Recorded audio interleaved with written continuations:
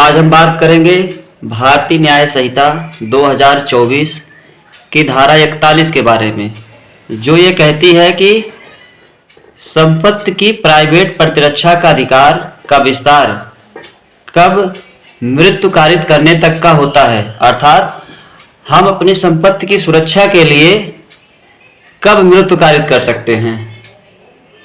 जब हमारे पास इतना अवसर ना हो कि हम पुलिस की मदद ले सके, जब हमारे पास इतना भी अवसर ना हो कि हम अपने संपत्ति की सुरक्षा कर सके, जब ऐसा आशंका हो कि हम अपनी संपत्ति की सुरक्षा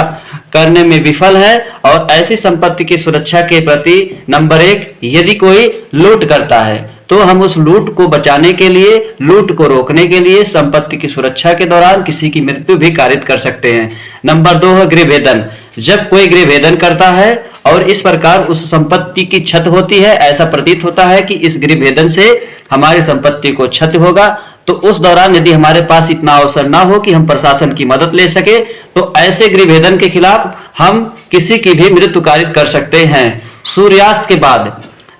के बाद यदि कोई किसी की संपत्ति को नुकसान पहुंचाता है या ऐसी संपत्ति जिसका नुकसान पहुंचाया जाना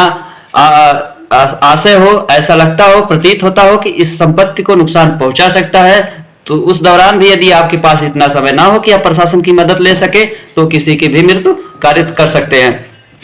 ऐसा प्रतीत हो कि आपकी संपत्ति को बम, गोले, अग्निकांड या किसी ज्वलनशील पदार्थ से खतरा है और जो कोई ऐसा करता है उस दौरान भी आप अपनी संपत्ति को बचाने के लिए किसी की मृत्यु कारित कर सकते हैं।